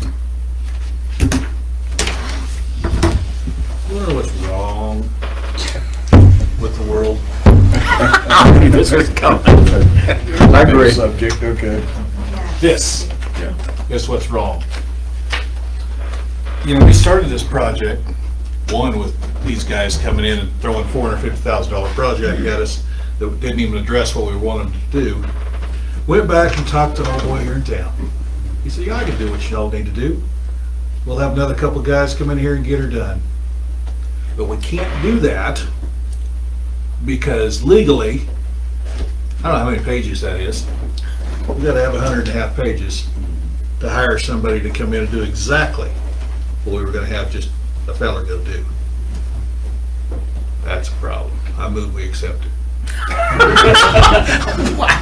Wait a minute. Wait a second. If we're going to get it done, that's our only way to do it. That's the only I mean, we've worked at this project for a while, right? This is how many times we've done this? Oh, too many. Way too many. And it seems like we always get part of it done. We never get the project you first referred to and thought we were going to fix. We never got it done. We've never fixed the drainage. I know. I So was why out are there we this doing evening this? before I Why are came we here. doing this again? Because this better have in their plan, and I realize this is just the agreement to get a plan. Step one of the plan. Last time they had It better be, and if you're watching on Facebook, any of these people, it better be to address the drainage. The last time we got a proposal was for a Taj Mahal out there in the middle of the field Yep. someplace. And that won't get approved in this, well, at least from this chair. No. It's gonna have to be a step-by-step procedure, perhaps even split up into a couple of different years worth of projects. But number one, we gotta keep the water off the field. They've gotta address it in there, but the only way to make this happen is to approve this massive piece of paper first and take the next step. Did you read it all, Mrs. Pelosi? Yes, I did. Well, here, let me go ahead and pick up on it. This is phase one. I didn't nominate him, right? No, this is phase one of the project. This is fix the drainage. We gotta fix the water getting on the field first. The next phase will probably be do the infield, which would be at a later time. And then the next phase would be the practice field on the other It'll be side. another one of these. Every time, guys, if it's federal money involved or any of this, every time we were gonna do it the other way, school attorney says, no, no, no, no, no, and this is what we end up with. But I think this will fix I totally our first understand, problem. but it gave me an opportunity of 123 seconds to vent. Yeah. So I'm good now. You're good now. Anyway, I think the project needs to happen. We have a motion. Do I take your? There's a motion? I don't think you was I moved to serious. accept. Okay. We have, do I hear a second? Second. Well, don't tell me he died for like. Any further discussion? If not, we have a motion and a second to accept Hughesman Builders as our construction manager at risk for the softball phase one project. Can I ask another question? So we're voting on the, tell me, you read the contract, right? Every page. Okay, so we're voting on the continuance to go ahead and set it up so we can get a proposal, is that Yes. correct? All we're doing here is getting a proposal. The Hohe group will design something. Greg will put together what's gonna cost to build it and bring it to us. We can approve it or deny it at that point. How thick was Jim's proposal? But I'm glad you brought that up, because that is a good thing for y'all to know. For him to do this project, he is gonna add 2%. 2% and then 6% if we go ahead and do the project. So it's gonna be a total of 8% for all his insurance, liability stuff. That was his problem prior of us just doing that, is that our attorney's problem is that we didn't have all that liability and bond and insurance and all that legal stuff. And We paid the first time around. this cleared a bunch up from the stuff that that you had showed me yesterday, because the ones from yesterday had, depending on which one you were looking at, either we were responsible for builder's risk, they were responsible for a combo deal. In this one, Yeah. they're responsible for their own bonding, they're responsible for providing builder's risk from day one. The only thing we don't know, and I talked to James about yesterday, we need to just check with our insurance on newly acquired product or newly acquired assets. At what point in time do we have to declare it to our insurance company? But we're a long ways away from that. But it's insured while the project's going on. By them? By that. Yeah, I'm a nerd, I read everything. Okay, we have a motion, and a second on the floor. All those in favor? All those opposed? Motion passes 7-0. Okay. Consideration and possible action on extension of depository contract. Doug? Yes, as we discussed previously, the District of Innovation Plan that the board approved and the committee has already passed, we allows school districts to extend their depository contract if it's allowed for in our District of Innovation exemption, which ours does now. And so this will be our fourth 2-year extension. This is a 2-year extension of the same terms that we currently are under. Mr. Hale, Doug Hale at the Perryton ISD Bank has already signed it. The bank's agreed to that. And so we would recommend that the board extend that for 2 more years through August 31st of 2023. Okay. So moved. Second. All those, or do we have any further discussion? If not, all those in favor? All those opposed? Motion passes 7-0. All right, now Doug, discussion on the Ranger Roundup Learning Center. Is that you? That's me. Mr. Rouse. Look at your, next to your desk, we got information here. All we're trying to do is give you information of Ranger Roundup, what the costs are, what projections are if we continue to do this. All of y'all know that the hospital has pulled out of that agreement with us, which they were sharing the expense that we were having on that. Oh, I'm sorry, Chris. Anyway, in part of this, you have the real property lease agreement that we have with the church. So basically, the first part of that is the leasee shall have the right to terminate the lease at the discretion and convenience upon 60 days. Written notice to the leaser, subject to the payment of liquidation damages that may be applied to pursuant. Again, this is legal stuff, but 60 days is a thing on that.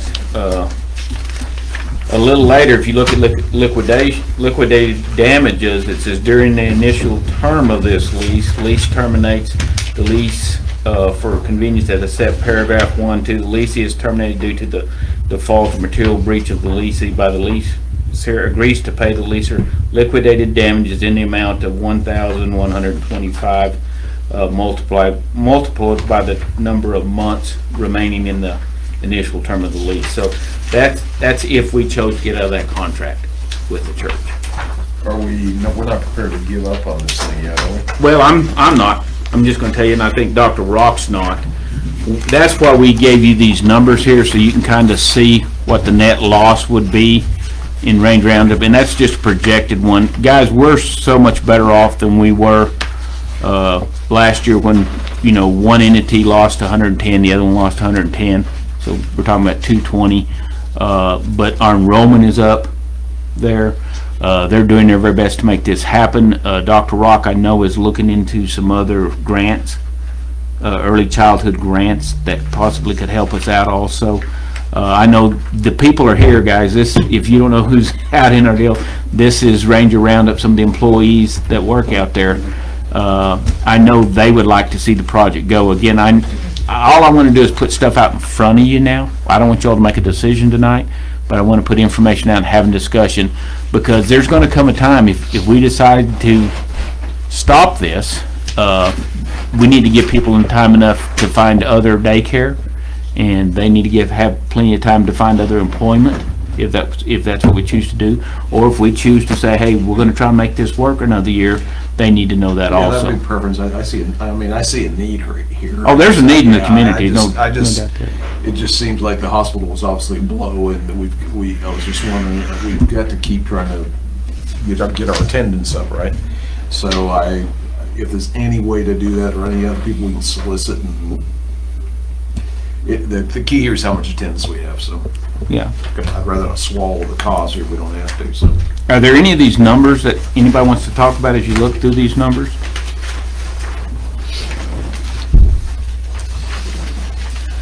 Dr. Rock, was there ever any movement forward with Seaboard? Did they just get decided? You should ask. They called me today Oh! before the meeting. Good. Their freeze has been lifted from Seaboard, and she has asked us to go ahead and submit the invoice to make the agreement retroactive to February so that we can get the funding for the staff that was hired back in February. So I think we're moving forward. They are meeting on Friday.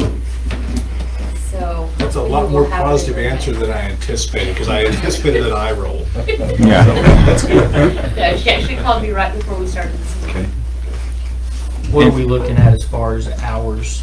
Are we thinking about maybe adjusting those somewhat, possibly, to be I able to think bring Ron, can you some? speak to that? Because I know you had reached out to the hospital about extending the hours, and there was the service. During COVID, we were open 7:30 to 5:30, and I didn't know if it was an issue that we weren't open early enough in the morning until January. As soon as I knew that was an issue with our hospital, we started opening at 6:05, and 6:05 will meet the needs of Seaboard as well. So we are opening at 6:05 and we're closing at 5:30. I don't know if there's a need to open any other time, stay open later. If there is, I haven't heard it yet. Does that meet the need of the people that have reached out to y'all and said, Yes. you know, we need some earlier times? Yes. Okay. How many other children are we likely to pick up, or from Seaboard, if we, with the change of the hours and that waiver, how many other kids we We likely to pick up? haven't, well, I just had one apply that works at Seaboard the other day, so that was good. It'll just depend. I do know that they do appreciate opening earlier, so we haven't, no one has said, oh, we are coming just because of that, but we do have some that are gonna be coming, and those hours do meet their needs. Good. That'll help, I think. And I would also like, can you express the survey that you sent out and kind of how everybody that's using it felt?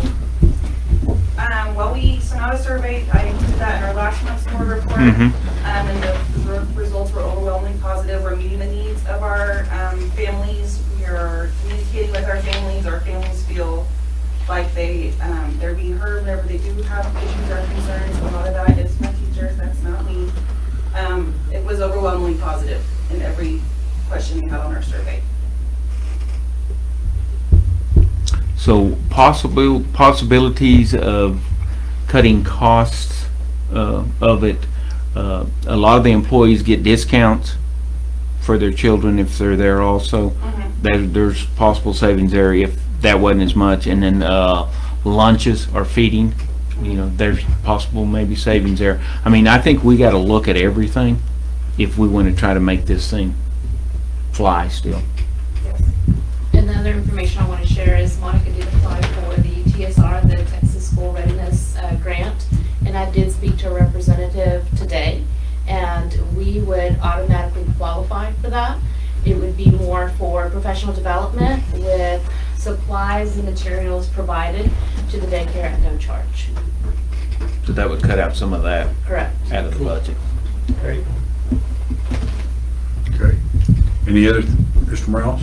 No, I like I say, I agree. I think there's a need. It will definitely help us in educating in the district's move to improve our kids and how they get to us. We keep talking about curriculum alignment. Well, the earlier you start that, the better off you're going to be all the way through that. So I do see how it benefits us. I can see the hospitals and it didn't benefit them. They're not an educational facility, but we are, and so.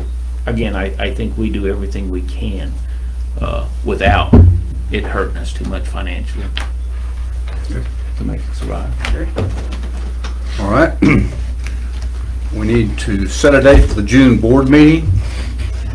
The 4th Tuesday is, let me pull my calendar back up. I believe it's June 22nd.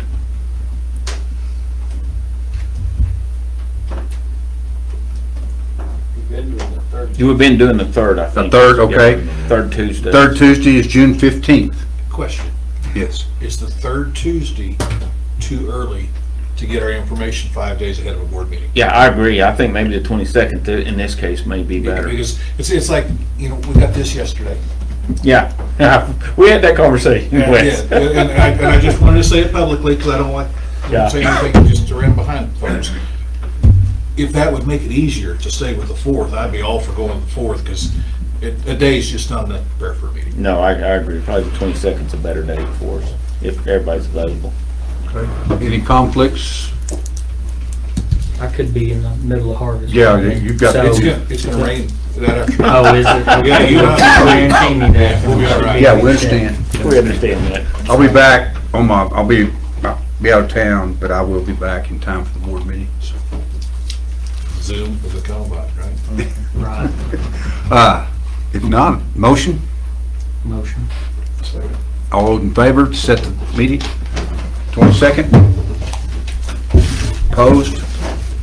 Motion passes 7-0. And one thing, guys, we are kind of hiring and kind of not hiring, okay? We're trying to use attrition as much as we can, which makes Doug happy, when we can in different deals, but we're also watching the numbers. You know, we don't want the numbers to get too high in our classrooms.